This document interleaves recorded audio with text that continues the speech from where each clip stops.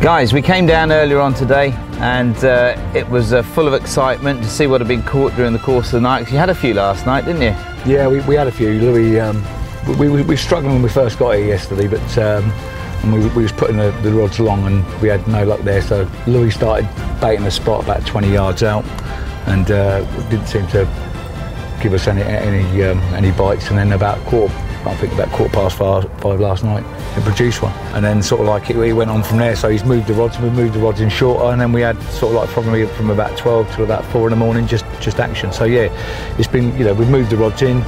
Louis come up with the goods, and we're catching a few. We got news that there's a fish that was stuck in the weed this morning after we'd come down and done the initial kind of weigh-in. Then the next bit of news we got through is, hang on, this could be an original. What happened? Talk us through the exact. Louis on the phone to his mum. She was just asking how you know, last night had gone, and he was just saying we just had a few fish, and then the right hand rod of the second pair shot off, and again some 30 yards out, and it just took a whole load of line. You couldn't stop it, and I thought, well, yeah. But some of the small fish had been taking quite a bit of line, you know, quite bullish fish. But you could just feel this was a sort of like a lump, and then it got to probably about 45-50 yards out, and it just obviously it waded through a coat hanger, through a load of weed, and then that was it, just dead, nothing. So applied pressure, and Louis rung up and got asked for the boat to be brought. I felt a bit of a ping, and I thought sort of like I'd lost it, but I think what had happened was the line had got where he'd buried himself in the weed. I think the line had got caught around the back of its dorsal. Right. And then what had happened then, because they'd done that and I applied a bit more pressure, it almost pirouetted his tail up in the air. Yeah. And then above the weed I see this beautiful golden tail a bit appear, and thought, well, that looks like one of the originals, or it looks like a big common, so obviously.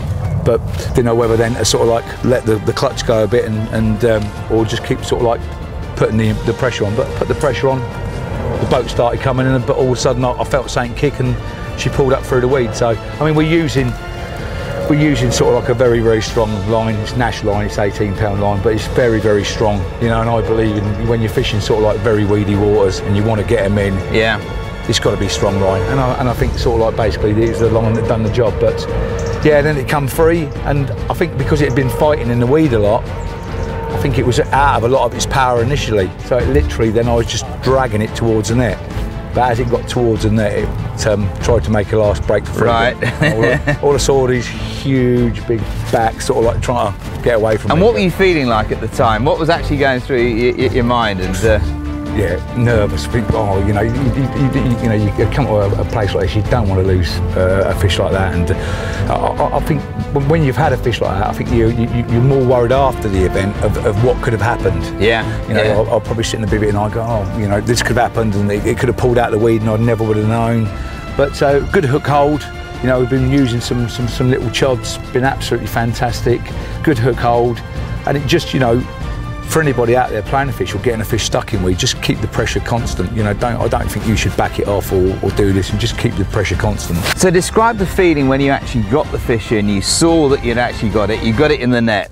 When it hit the net, it realised it was caught then, and it tried to bulldoze his way out the front of the net, which was quite frightening. Right. You know, the power of the fish, almost if the net wouldn't have been strong, it almost felt like it was going to go through it. So yeah.